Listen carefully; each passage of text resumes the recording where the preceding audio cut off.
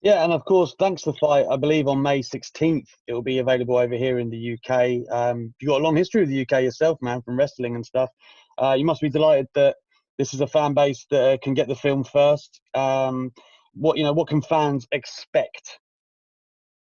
Yeah, well, it's very cool the way they're promoting it with FITE TV. It's kind of the perfect marriage. Obviously, AEW has a relationship with FITE TV, airing internationally. Dynamite. I am a huge fan of FITE TV. You can watch so much cool wrestling, independent wrestling, AEW, different kinds of fighting, combat sports. So FITE TV is such a great service, and it's kind of a perfect marriage. And the way they're promoting it is kind of as an event.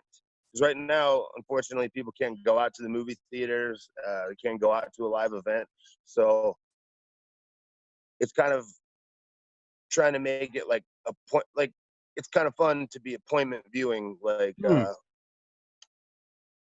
kind of have a night out, having a night in. Maybe watch it in a different room of your house.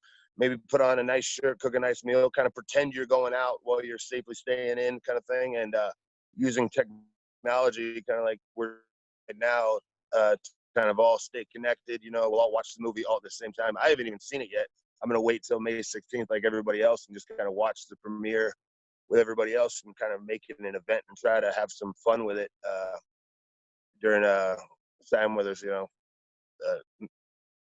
things aren't so great in the world. So I'm very excited about it. And obviously, film does take place in London. I actually kind of forgot that. And we're going to film in London. We ended up filming in Saskatchewan.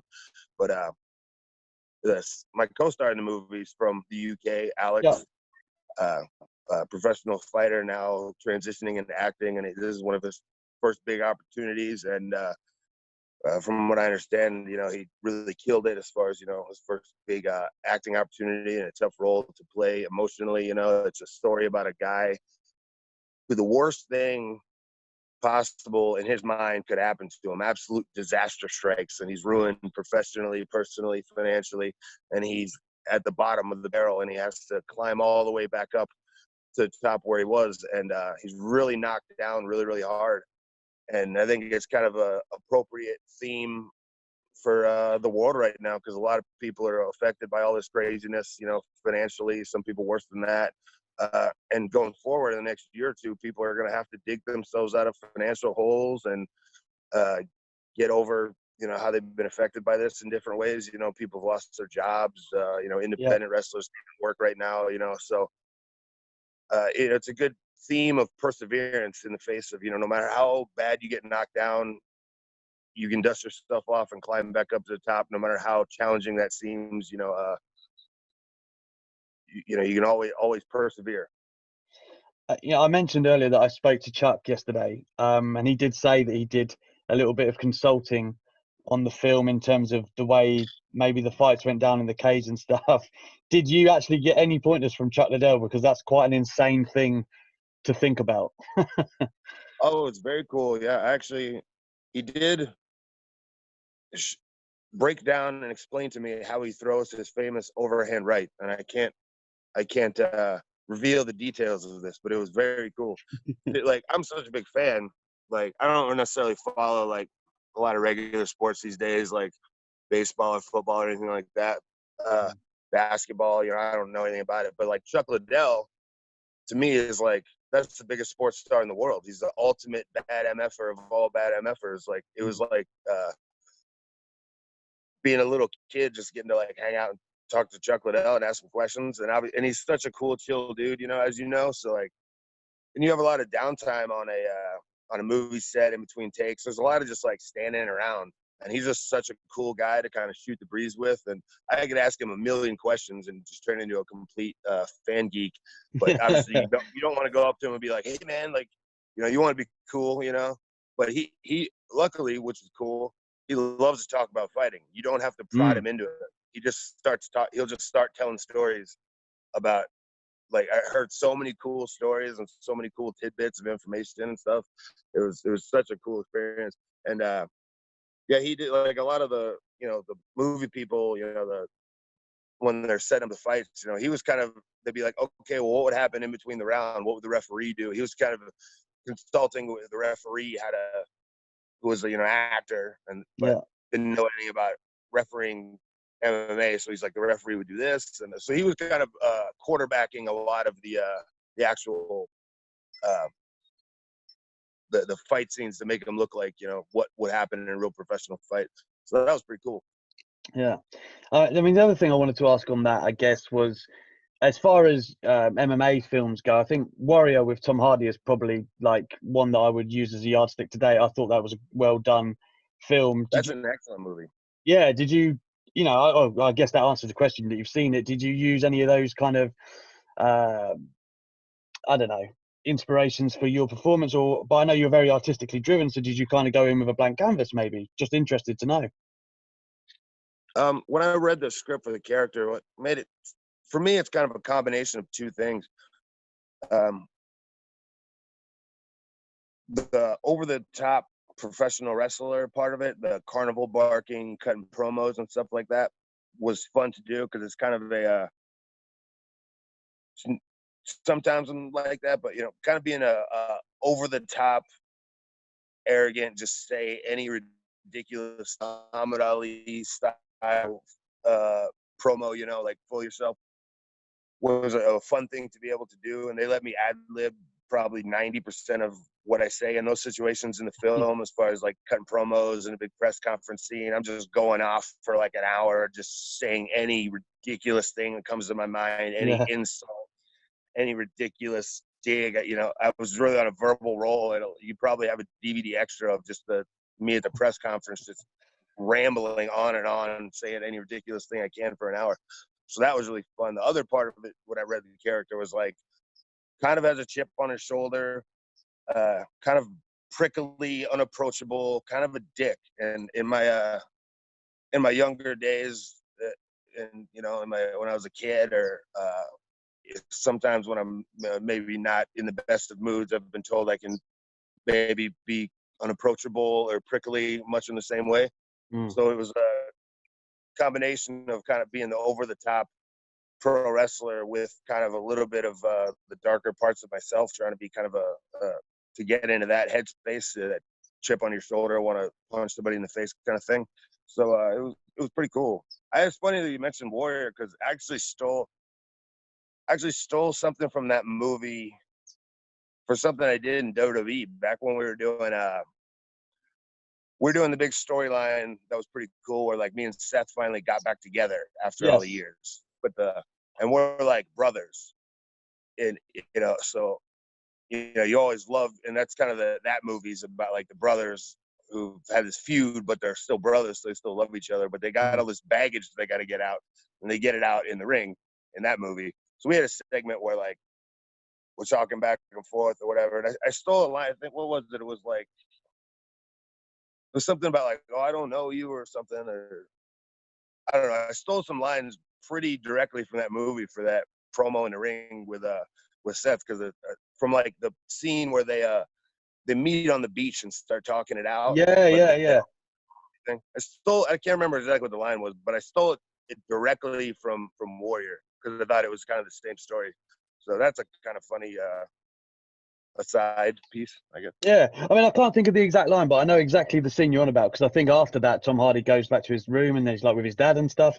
I know what you're talking about. Yeah. But yeah, I mean, again, I think that's an awesome film. And again, you know, I've got high hopes for Cage Fighter. I just wanted to move on, I guess, creatively. We're talking still with you, AEW. You know, one of the main things that came out of you leaving WWE and moving into AEW was your need to want to, you know, enjoy it again and take some satisfaction in the work that you were doing. I think it's pretty cool at this moment when we look at the feud you've had with Kenny Omega and Chris Jericho. You know, talk to us about how much influence you've had over those things. You know, I'll just give an example. I thought the tease that you were going to join the Inner Circle was a great segment. You know, how much input did you have on that versus, say, what you would have had in WWE? I'm going to assume quite a lot. Yeah, it's a complete opposite. Like, so the whole, you know, I'm super proud of the whole Chris Jericho story from beginning to end, because it's like an 8-week piece of work, or 2 months. Like, how are we going to keep this going for 8 weeks and build it to where the good guy is going to triumph at exactly the right time, but also make it like, what was really cool about it is it had that big fight feel going in. When I was doing media and stuff, going in the week lead into that, I could tell people didn't know which way it was going to go. Like, No, I didn't. Kind of smell title changes in the air, but it was a 50-50 pick 'em because Chris Jericho is such a great champion. It was still, it's so hot. Like, he might pull it out, but also it was the we perfectly built in 8 weeks, the unstoppable force versus the immovable object. Like, something's got to give, kind of thing. And that's so rare, I think, in recent years, and to have that big fight feel, and with all the pageantry with the choir and everything. So for that whole thing, it was basically me and Chris stepped by the ring once or twice and just shot some ideas around. Chris had a couple ideas. I had a couple ideas. Kind of, I think Chris's thought, because I was like, well, instead of rejecting you immediately, what if we could kind of make people think like maybe I really will join the Inner Circle, like we kind of make it like, yeah, man, maybe he is really going to do it. And then Chris took it a step further, and he was thinking of the time Mark Henry pretended to retire, and then everybody did it hook, line, and sinker, and then he swerved everybody. He was like, yeah, like what if we take it? What if we take it? Put the T-shirt on and everything, and I thought that was a great idea. So, and for instance, that segment in WWE, I don't want to get down a rabbit hole of talking to how they do their stuff, but just the difference would be that's a 10-minute sports entertainment segment where we're in the ring and there's a lot of talking and there's a lot going on. And that would have been a 3-page script. That would have been all these writers had this taking place in WWE. It would have been like rehearsals. It would have been so many lines to memorize, all this back and forth. It would have been like the most exhausting, annoying day at TV that day for a segment like that, because there's just so many rehearsals, and it's got to be, every camera shot's got to be perfect, and every line's got to be memorized and so forth. But me and Chris did that, 2 professionals who know what we're doing. I don't think we talked barely all day. Like he's like, yeah, so I'll talk for a while, and then you talk, and then you say something, and then say I joined it, and then hit me over the head with a bottle. Like, I mean, we barely spoke. And, all you got to do is just put Chris Jericho out there with a microphone, and you're going to get gold. You don't need to give him a script, So it was so, my point is, that day was so stress-free. Because, you just go to the ring and just do it. And actually, I think we were, like, short on, I think we had a little extra time. And it went a little bit longer than, it was like only 9:57, and we had to kill some more time. So we just ad-libbed a little bit more. I said a couple funny lines and played with the champagne, and we high-five. We just kind of, and then we went off. Right at the right time, somehow we just instinctively know, because just 2 professionals. Yeah. At the right time, at the last second, 30 seconds before we go off the air, smash the bottle over his head. Bing, bang, boom, done. Like, no writers needed, no rehearsals needed. It's live TV. But when you got 2 pros, you can do that, and it's so much fun to be able to do that stuff, to just be out there winging it on live TV. It's the greatest job in the world.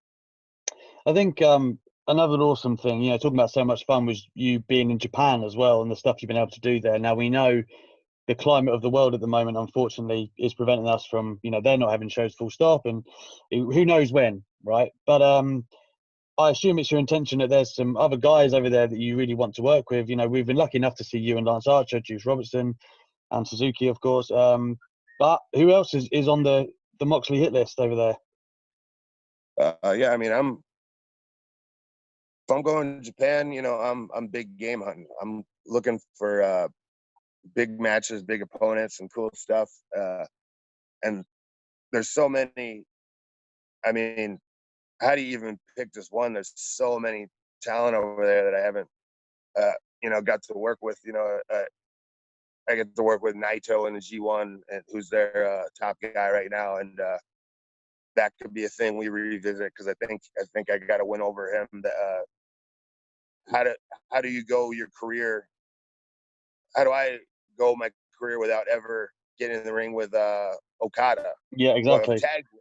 Who I've teamed with, but I've never gone head to head with. Or how do I go my whole career without ever getting in the ring with Tanahashi, one of the greatest of all time. You know, Suzuki was high on my list of dream matches, and a guy I never thought I would get the opportunity to wrestle, but was a high on my list of dream matches, and you know what, and did everything I could to kind of like facilitate that. You know, he wanted to work with me, and as soon as it was presented to me, I jumped all over it, and it was kind of a dream match for fans for whatever reason, because of our personalities or whatever. So that was like, that's what I mean by big game hunting. You know, like I wanted Suzuki, and I went out and got it. And then, you know, obviously Zack Sabre Jr. last time I was in Japan left me laying unconscious in the ring. Yeah. And I'm the kind of guy who can, you know, hold a bit of a grudge. You know, I can chill and hang out here in my backyard and not be mad about it, but still, I owe you one, buddy. You know, I owe you a receipt. So, and he's just such an amazing technical wrestler and a different style of opponent for me. That's a guy I want to get in the ring with and create something different and special, and kind of, you know, that's what's cool about wrestling, man. Is like you get different types of chemistry and combustion and create new things. So like, what could me and Zack Sabre Jr. make cool? You know, so the list just is endless, you know. But as far as Japan, there's zero timetable for that. I have no idea when I'd ever be able to go back over there again. I don't even know when. I don't know what the travel restrictions are. I don't know when it'd be safe. I don't know what, you know, like I can't even begin to speculate a timetable to return there. I don't know when it's even going to be legal. So who knows? But, you know, in the one day, these crazy times will end, and we'll have fans back in buildings, and we'll be blowing the roof off arenas every week on AEW Dynamite. Things will be back to normal. But for right now, you know, it's all speculation. I mean, as a Brit, I've got to selfishly add, obviously Zack Sabre Jr., but Will Ospreay as well would be awesome. Oh yeah, Will Ospreay is so amazing. Such a good dude, and such a amazing talent. And he tried to teach me how to backflip once in the street in Osaka while we were drunk at like 3 a.m. And it did not go well. I was like, you do the flips, man. I'll keep it.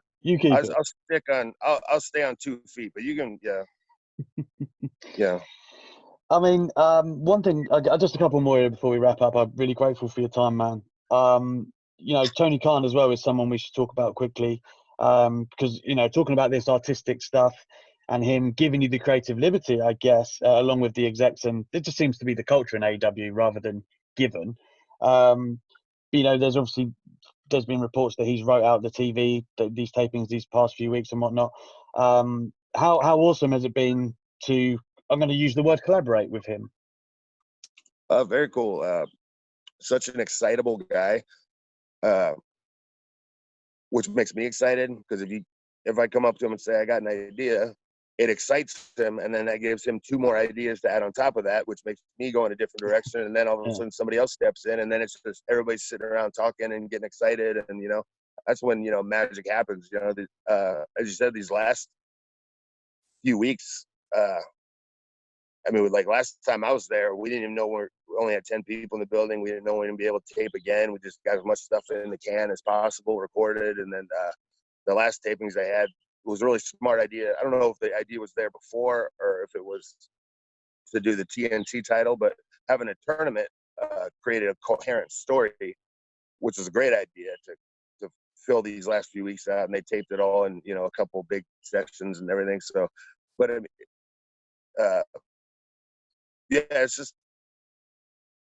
like anything can happen. Any idea we have can happen. And I think the cool thing is, you know, just keeping it simple sometimes and not overthinking stuff, you know, like me and Chris Jericho had an 8-week perfect story with ebbs and flows that built perfectly just by keeping it simple.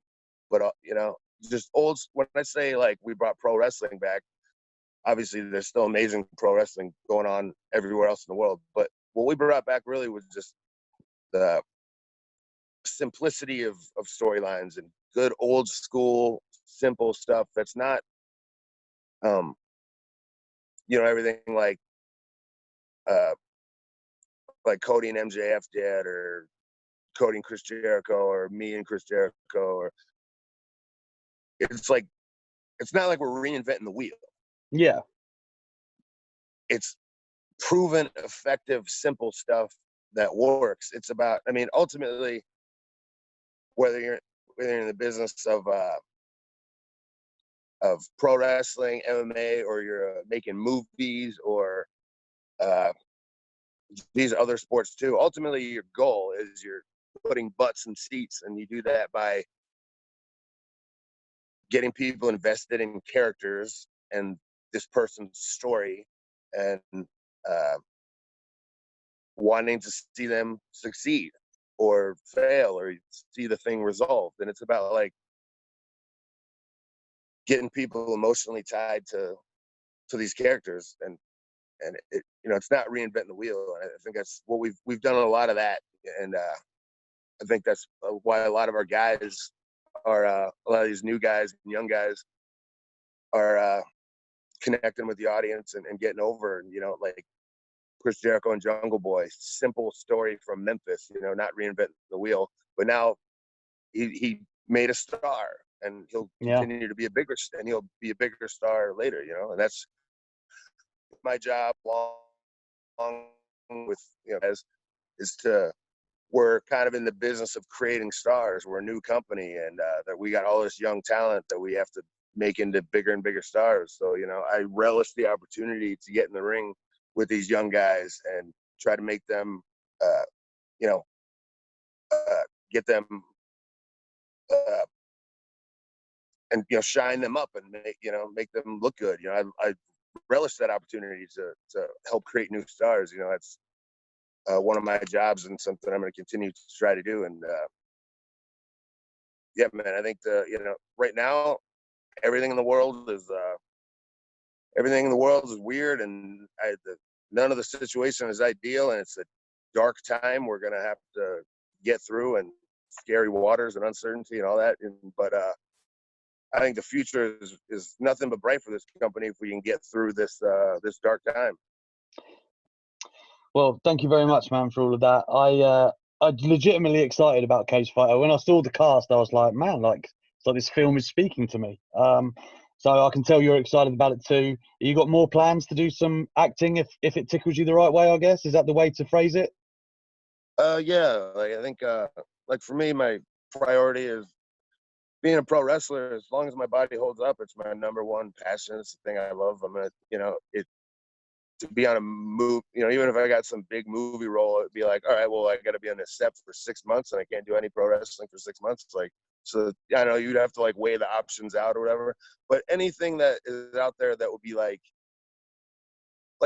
this just seemed like a lot of fun, and it was the fight scenes, the fight choreography, and getting to kind of train for it and learn new skills and stuff, and was just super fun. And I mean, anytime you're on an action movie or something, you're jumping over cars, shooting guns, chasing bad guys. It's like playing cops and robbers when you're a little kid. It's just fun. It doesn't even feel like work. So anything like that, though, seems like it'd be fun or creatively satisfying, or even like a challenge if it was like a more dramatic role where I had to play something like this. Was easy from an acting perspective, because it's like I was just a pro wrestler and an athlete. That was so easy.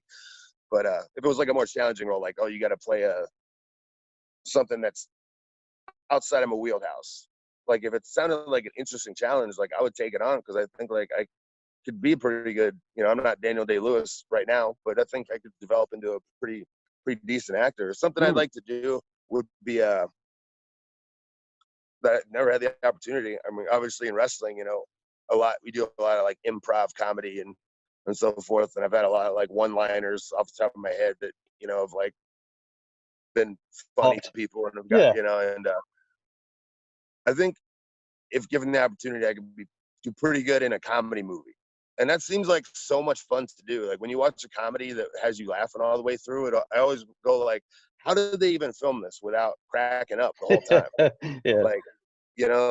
How could you, if you're Jeff Daniels in Dumb and Dumber with Jim Carrey, how do you keep a straight face when he's making these jokes? I always wonder, how much are they just cracking up on set, So if an opportunity for comedy came up that I thought was funny, that I think I could do good in, I would take on that challenge.